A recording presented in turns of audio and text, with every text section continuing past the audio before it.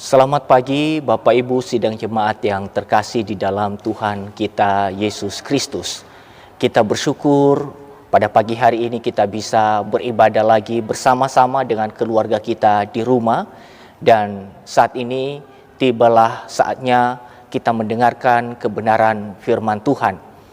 Maka oleh karena itu mari kita mempersiapkan diri kita menerima kebenaran firman Tuhan. Mari kita berdoa. Bapa dalam surga, Engkau Allah yang Maha Kasih, Engkau Allah yang tidak pernah meninggalkan kami. Kami mengucap syukur ya Tuhan, karena pada hari ini kami boleh beribadah kembali di hari perhentian yang Tuhan tentukan bagi kami. Kami mengucap syukur karena kebenaran Tuhan yang terus menjadi kerinduan kami. Bapa, sebentar lagi kami akan mendengarkan kebenaran firman Tuhan. Kiranya Roh Kudus yang boleh menolong supaya kami boleh memahami kebenaran firman-Mu. Kiranya Engkau sendiri yang mengajar kami ya Tuhan dan memuaskan dahaga kami. Sehingga dengan demikian kami boleh mengalami sukacita ketika kami mendengar kebenaran firman-Mu. Terima kasih ya Tuhan. Di dalam nama Tuhan Yesus kami berdoa. Amin. Firman Tuhan yang menjadi perenungan kita pada hari ini terambil di dalam kitab 1 Raja-Raja pasal 17 ayat 1 sampai ayat yang ke-6. 1 Raja-Raja pasal 17 ayat 1 sampai ayat yang ke-6. Saya bacakan ayat firman Tuhan ini bagi kita sekalian. Beginilah firman Tuhan. Lalu berkatalah Elia orang Tisbe dari Tisbe Gilead kepada Ahab, demi Tuhan yang hidup, Allah Israel yang kulayani, sesungguhnya tidak akan ada embun atau hujan pada tahun-tahun ini, kecuali kalau kukatakan. Kemudian datanglah firman Tuhan kepadanya, pergilah dari sini, berjalanlah ke timur, dan bersembunyilah di tepi sungai Kerit di sebelah timur sungai Yordan. Engkau dapat minum dari sungai itu, dan burung-burung gagak telah kuperintahkan untuk memberi makan engkau di sana. Lalu ia pergi dan ia melakukan seperti firman Tuhan. Ia pergi dan diam di tepi sungai Kerit di sebelah timur sungai Yordan. Pada waktu pagi dan petang, burung-burung gagak membawa roti dan daging kepadanya, dan ia minum dari sungai itu. Demikian pembacaan firman Tuhan. Berbahagialah kita sekalian yang sudah mendengar firman Tuhan dan yang berkomitmen melakukannya di dalam kehidupan kita hari lepas hari. Bapak Ibu sidang jemaat yang terkasih di dalam nama Tuhan kita Yesus Kristus. Narasi firman Tuhan yang kita baca hari ini sebetulnya sedang menginterupsi penuturan daftar raja baik di Israel maupun di Yehuda. Memang kitab raja-raja ini menceritakan kepada kita tentang daftar raja-raja yang memerintah baik di Israel maupun juga di Yehuda.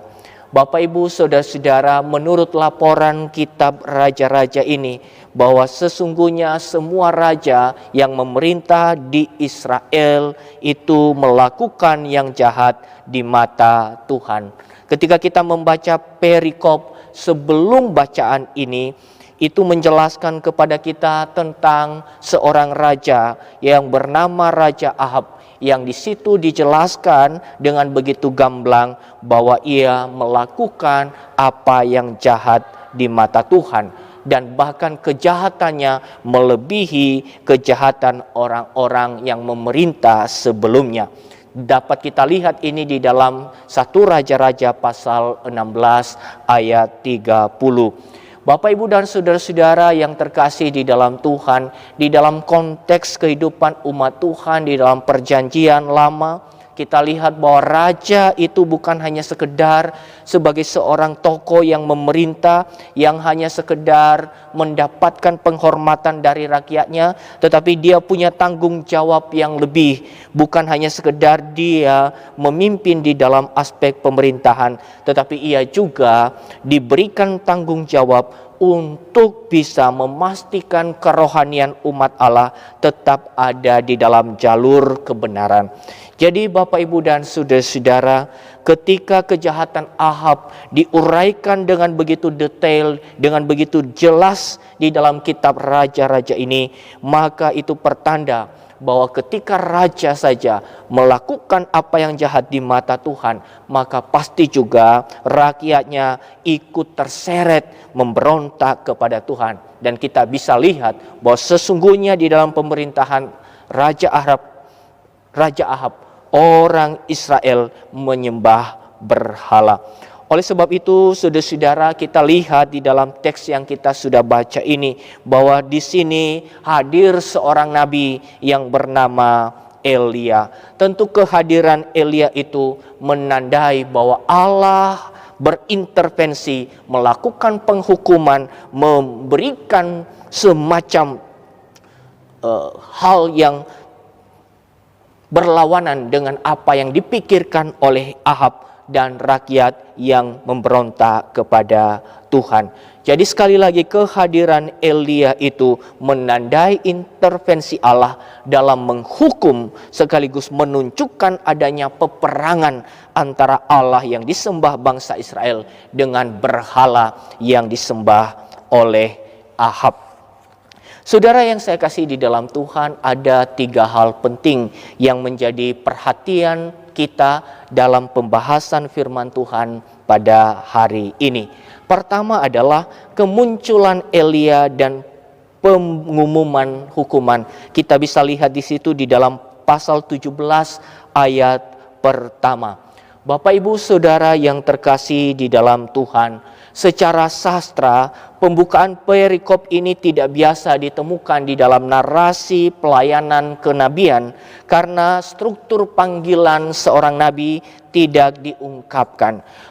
Dan justru di sini kita lihat ada ungkapan yang begitu meyakinkan dari seorang Elia, dan ia mengatakan kepada Ahab, "Demi Tuhan yang hidup, Allah Israel yang kulayani, sesungguhnya tidak akan ada embun atau hujan pada tahun-tahun ini kecuali kalau kukatakan." Saudara-saudara yang terkasih di dalam Tuhan Yesus Kristus, penulis kitab raja-raja ini menghadirkan sosok Elia sebagai pihak yang kontras atau berseberangan dengan Ahab. Dan bukan hanya berseberangan secara kekuatan politik, tetapi sesungguhnya Elia hadir sebagai representasi dari kebenaran Allah untuk melawan Ahab yang sudah mempelopori penyembahan kepada berhala. Saudara-saudara yang terkasih di dalam Tuhan, pihak yang berseberangan dengan Ahab itu bukan hanya dalam hal pendapat, tetapi itu menunjukkan bahwa ada pertentangan antara Tuhan dengan Baal yang disembah oleh Ahab.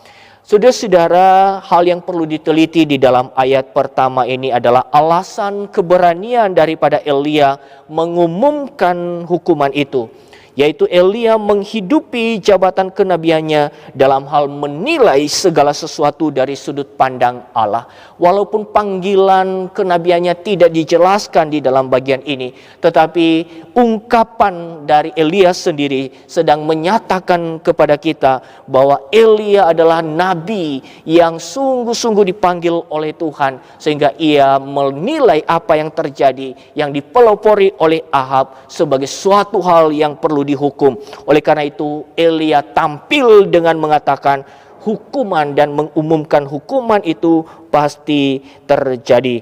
Hukuman yang disampaikan ialah tidak adanya hujan selama beberapa waktu. Itu untuk menunjukkan sebetulnya kalau Baal yang disembah oleh Ahab itu dipercaya sebagai yang bisa memberikan kesuburan, yang bisa memberikan kesejahteraan. Tapi kini Elia mengatakan, kalau aku tidak katakan hujan tidak bisa turun, itu menunjukkan bahwa sebetulnya apa yang disembah oleh Ahab dan beberapa orang Israel lainnya itu hanya sekedar kepercayaan yang tidak bisa dibuktikan. Tetapi kini Elia mengatakan bahwa penguasa alam semesta, penguasa atas segala sesuatu, pribadi yang bisa menguasai segala sesuatu itu adalah Tuhan yang disembah oleh Elia. Tuhan yang benar yang sudah memimpin umatnya sepanjang sejarah. Dan dengan demikian, ketika apa yang dikatakan oleh Elia di sini, tidak mungkin ada hujan kalau tidak kukatakan,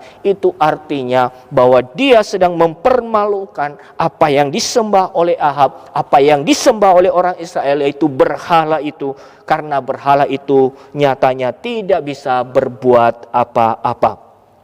Saudaraku yang saya kasihi di dalam Tuhan, dalam hukuman itu Elia tidak memberikan kesempatan kepada Ahab untuk mempromosikan berhala kesuburannya, tetapi sebaliknya Elia mengungkapkan bahwa sumber air dan sumber hidup adalah dari Tuhan sendiri. Walaupun tidak ada keterangan tetap tentang pemanggilan Nabi Elia dalam pelayanan, namun di ayat pertama ini kita memahami bahwa Elia adalah nabi yang melayani Tuhan.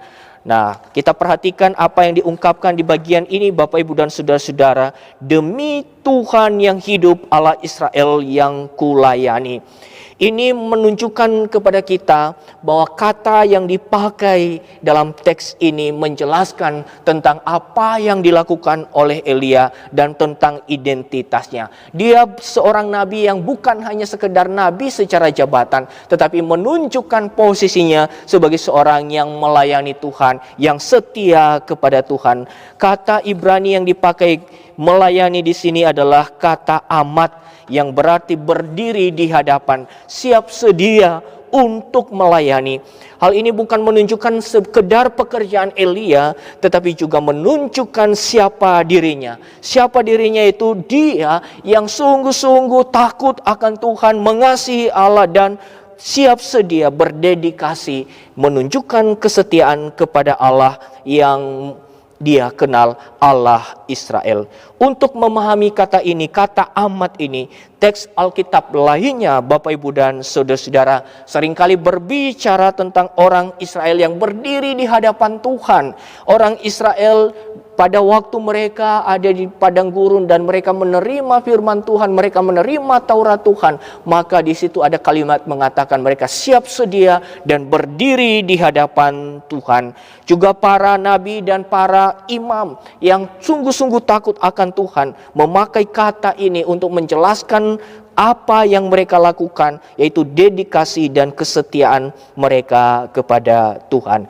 Memang Elia adalah nabi besar yang begitu berpengaruh, yang melayani Tuhan, yang mengasihi Tuhan dengan totalitas kehidupannya. Dapat pula dikatakan bahwa Elia adalah seorang nabi yang sungguh-sungguh berpusat kepada Tuhan. Saudaraku yang saya kasihi di dalam Tuhan, pelajaran apa yang kita bisa pelajari di bagian ini melalui kehadiran Elia, melalui konfrontasinya dengan Ahab, yang di mana Ahab itu sungguh-sungguh yakin menaruh hatinya pada Baal yang menjanjikan kesuburan. Tetapi kini Elia tampil sebagai kontras dan lawan dari apa yang dipercaya oleh Ahab dengan menunjukkan bahwa Allah adalah pemegang kendali atas seluruh kehidupan. Oleh karena itu, Bapak, Ibu, dan saudara-saudara yang saya kasih di dalam Tuhan kita Yesus Kristus, kita belajar satu hal dalam bagian ini. Sebagai orang percaya, hendaklah kita sungguh-sungguh menaruh pengharapan kita kepada Tuhan, Tuhan yang benar, Tuhan yang kita kenal di dalam Yesus Kristus, Tuhan yang sudah menyelamatkan kita. Sehingga dengan demikian, bagaimanapun kesulitan-kesulitan hidup yang kita alami, tetapi tidak pernah bisa mengurangi dan mengganggu kesetiaan kita kepadanya. Karena sesungguhnya yang menjamin kehidupan, yang merupakan sumber kehidupan adalah Tuhan sendiri. Maka marilah kita memusatkan hidup kita sepenuhnya kepada Tuhan yang sudah menyatakan diri kepada kita di dalam Yesus Kristus. Itu hal yang pertama. Hal yang kedua yang kita bisa pelajari di bagian ini adalah kalau kita tahu bahwa Tuhan adalah satu-satunya sumber kehidupan, maka marilah kita memusatkan hidup kita kepada Tuhan. Marilah kita memusatkan bakti kita kepada Tuhan yang sudah menyelamatkan kita, yang sudah memilih kita, dan yang sudah memelihara kita hingga saat ini. Itu poin yang pertama. Sekarang kita masuk di dalam poin yang kedua, Bapak, Ibu, dan saudara-saudara. Poin yang kedua adalah Tuhan memerintahkan agar Elia bersembunyi di tepi sungai Kerit. Itu tercatat di dalam pasal 17 ayat 2 sampai 4. Saudara yang saya kasihi di dalam Tuhan, perkataan Elia yang mengatakan bahwa tidak akan turun hujan kalau aku tidak mengatakannya, itu ternyata benar adanya, ternyata terjadi. Namun yang mengherankan di sini justru Tuhan memerintahkannya untuk bersembunyi di sebelah timur sungai Yordan. Tindakan pengasingan ini, Bapak, Ibu, dan saudara-saudara, itu tidak berarti hanya sekedar menghindari konfrontasi dengan Ahab. Itu tidak hanya sekedar untuk menghindari amarah daripada Ahab, tetapi ada sesuatu hal yang ingin dikatakan melalui teks ini. Pengasingan Elia itu menunjukkan kepada kita ada 3 hal. Hal yang pertama adalah Allah mau menunjukkan kekuatannya kepada Ahab dalam menguasai kesuburan dan di dalam menguasai akan alam semesta. Saudaraku yang saya kasih di dalam Tuhan, ketika Elia menyingkir, maka sekarang yang dilihat oleh Ahab adalah berita yang disampaikan oleh Elia. Ternyata benar bahwa Allah Israel yang sungguh-sungguh menjaga akan alam semesta dan tidak pernah membiarkan kuasa manapun mengganggunya. Itu hal yang pertama. Hal yang kedua, Bapak, Ibu, dan saudara-saudara, bahwa melalui pengasingan Elia, Allah juga menunjukkan kekuatannya dalam hal memelihara hambanya meskipun dalam keadaan kekeringan dan kelaparan. Kita tahu kalau tidak ada hujan, tidak turun hujan, maka pasti akan berdampak pada kelaparan. Kita lihat ya apa yang terjadi ini, buktinya ya di dalam pasal 17 ayat 7 sampai ayat yang ke-24. Bahwa memang seorang janda di Sarfat juga mengalami kelaparan karena memang tidak turun hujan. Nah, dengan pengasingan Elia ini, Tuhan tidak hanya menunjukkan kuasanya untuk mengendalikan alam semesta, membuktikan di hadapan Ahab bahwa sebetulnya pengendali di atas alam semesta adalah Tuhan Israel, tetapi ia juga memiliki akan sesuatu yang penting di dalam kehidupan Elia. Elia diajar oleh Tuhan bahwa di dalam keadaan kering, di dalam keadaan kelaparan, di dalam keadaan yang tidak bisa diharapkan lagi, ada Tuhan yang memelihara, ada Tuhan yang peduli, ada Tuhan yang menolong. Dan bagian yang ketiga adalah melalui pengasingan Elia ini kita belajar bahwa Allah memelihara Elia agar tetap konsisten di dalam melakukan tugas panggilannya supaya hidupnya tetap berpusat kepada Tuhan. Saudaraku yang saya kasihi di dalam Tuhan, selain penjelasan dengan 3 aspek tadi, maka ini juga kita lihat bahwa pengasingan Elia di tepi sungai Kerit itu juga menjadi seakan aneh. Barusan seorang Elia menyampaikan sesuatu yang sangat spektakuler, yang sangat mengagetkan ketika Ahab mendengarnya, ketika orang Israel mendengarnya. Tetapi kini dia harus menyingkir, dia tidak tampil di hadapan umum. Apa artinya semuanya ini, Bapak, Ibu, dan saudara-saudara? Ini juga mengungkapkan kepada kita bahwa sungguhnya Tuhan memerintahkan pengasingan ini agar apa? Agar orang Israel sungguh-sungguh mengalami penghukuman, merasakan penghukuman. Karena apa? Dengan tidak tampilnya Elia, berarti selama jangka waktu itu orang Israel tidak mendengarkan firman Tuhan. Dan itu adalah hukuman paling parah, hukuman paling berat ketika tidak ada firman Tuhan. Saudaraku yang saya kasihi di dalam Tuhan, ini juga sesuatu yang sangat penting bagi kita. Pelajaran apa yang dapat kita pelajari di dalam bagian ini? Kita belajar Bapak Ibu dan saudara-saudara, kita tahu bahwa melalui ayat 2 sampai ayat yang keempat ini, kita kembali diingatkan bahwa kekuatan yang hebat di dalam menguasai segala sesuatu itu tidak ada di luar daripada Tuhan sendiri. Tuhan yang memegang kendali atas segala sesuatunya. Dan bukan hanya itu saudara-saudara, di tengah-tengah kekeringan, di tengah-tengah kelaparan, di tengah-tengah kesulitan, kita tahu bahwa Allah mengerti, Allah peduli, dan Allah memelihara hamba-hambanya.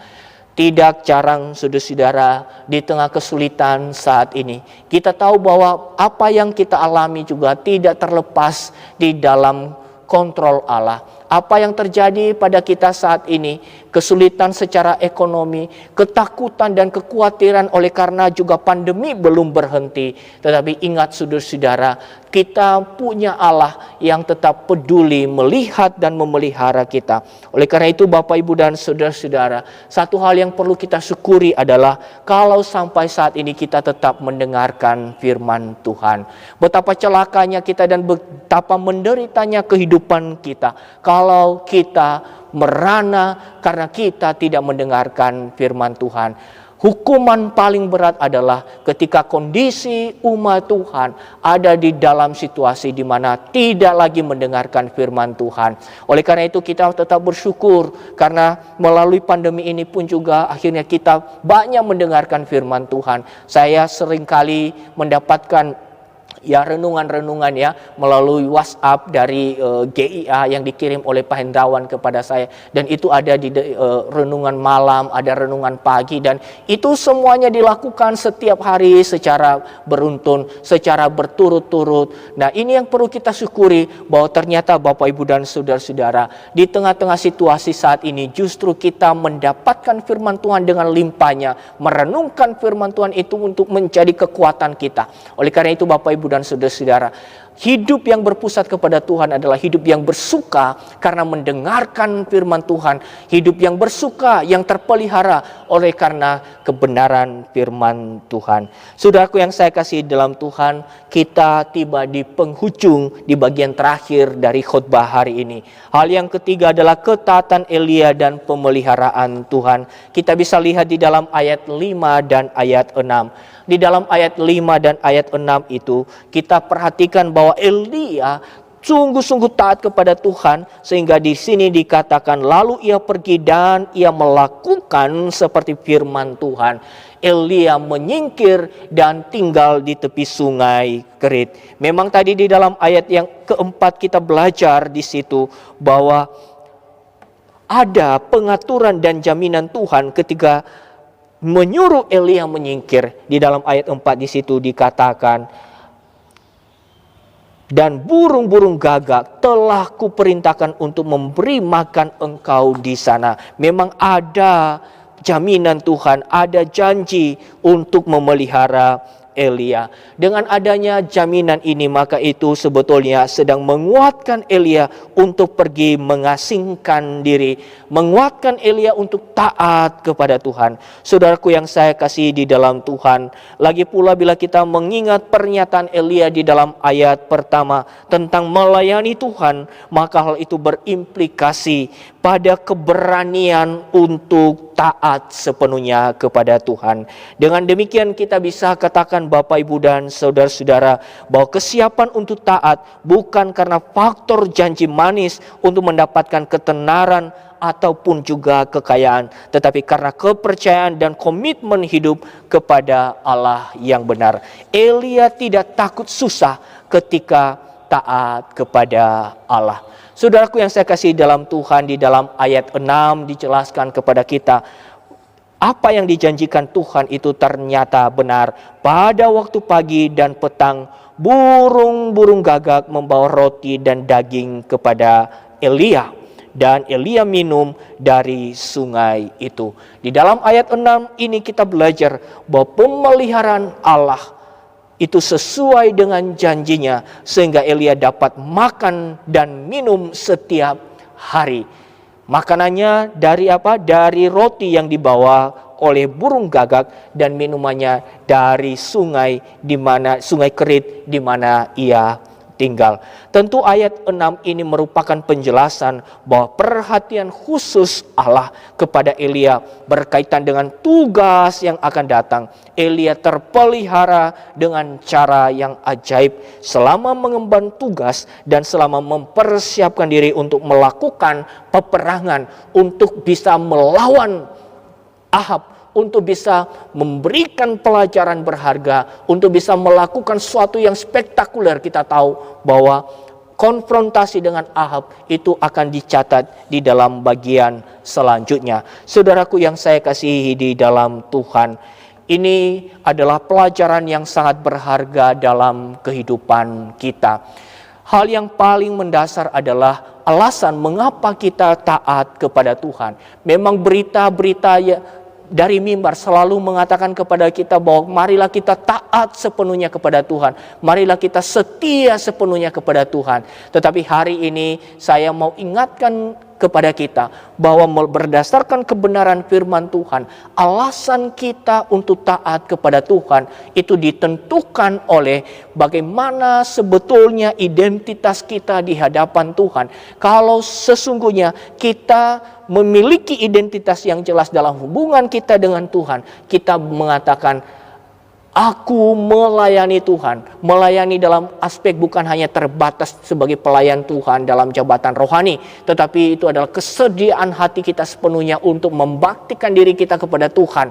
Maka itu adalah langkah awal dan itu menjadi alasan kita bisa taat kepada Tuhan. Ketaatan kita kepada Tuhan bukan semata-mata oleh karena kita menginginkan sesuatu yang lebih mendambakan sesuatu yang kita idam-idamkan di dalam kehidupan kita. Tetapi sesungguhnya ketaatan kita kepada Tuhan kapan saja, di mana saja, itu ada karena kita adalah orang yang membaktikan sepenuhnya hidup kita kepada Tuhan.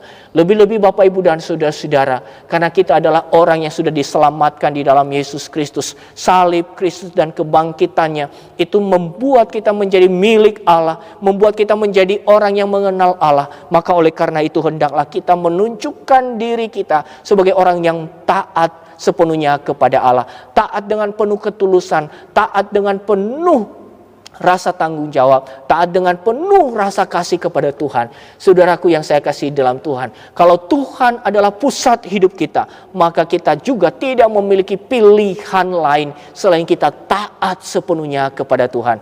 Bapak Ibu saudara-saudara, maka yang menjadi aplikasi penting dalam kehidupan kita hari ini berdasarkan firman Tuhan ini ada 3 hal. Pertama adalah kita menghadapi zaman di mana Tuhan dilupakan dan banyak orang menganggap bahwa dengan kekuatan sendiri bisa memberi jaminan kehidupan.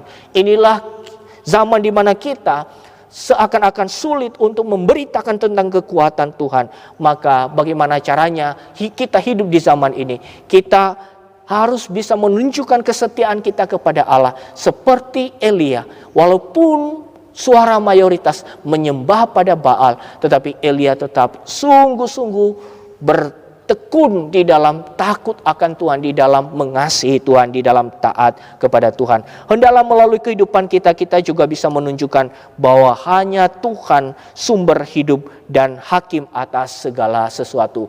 Terlebih di dalam kesulitan saat ini, kita tetap juga menunjukkan dalam kehidupan kita, menyaksikan bahwa sesungguhnya pemeliharaan Allah, kekuatan Allah yang menopang kehidupan kita tidak pernah berhenti. Itu hal yang pertama. Hal yang kedua Bapak Ibu dan saudara-saudara, status kekristenan kita seharusnya berakar dalam komitmen seperti Elia, sehingga ketaatan kita kepada Tuhan tidak dimotivasi oleh keinginan hati kita saja, tetapi kepercayaan yang teguh kepada Tuhan yang dibuktikan dengan hidup yang berpusat kepada Tuhan. Dan hal yang ketiga Bapak Ibu dan saudara-saudara, hendaklah kita mempertaruhkan hidup kita kepada Tuhan. Sehingga dengan demikian kekhawatiran kita bisa tertangani dengan baik. Saudara-saudara, mempertaruhkan hidup kepada Tuhan berarti juga kita menyandarkan seluruh harapan kita kepada Dia yang bisa dipercaya, kepada Tuhan yang tidak berubah, kepada Dia yang menjamin kehidupan kita. Kiranya melalui kebenaran firman Tuhan ini kita belajar untuk taat kepada Tuhan dan kita belajar untuk tetap bergantung kepada Tuhan, sehingga dengan demikian itu menjadi bukti bahwa hidup kita berpusat kepada Tuhan. Amin. Mari kita berdoa. Bapa dalam surga, kami bersyukur kepadamu karena pada pagi hari ini kami sudah mendengarkan kebenaran firman-Mu. Tuhan, tolonglah kami supaya hidup kami sungguh berpusat kepada Engkau, sehingga dengan demikian ya Tuhan, kami tidak takut di dalam menjalani hari-hari kami, dan bahkan kami juga membaktikan seluruh hidup kami untuk mengasihi Engkau, untuk melayani Engkau. Kiranya Engkau berkati firman yang kami sudah dengar. Kiranya melalui firman ini hidup kami diteguhkan dan iman kami dikuatkan, dan serta juga kehidupan kami diterangi oleh firman-Mu sehingga kami boleh berjalan di dalam kehendak Tuhan. Terima kasih Bapa, kami mengucap syukur kepadamu. Di dalam nama Tuhan Yesus kami sudah berdoa. Amin.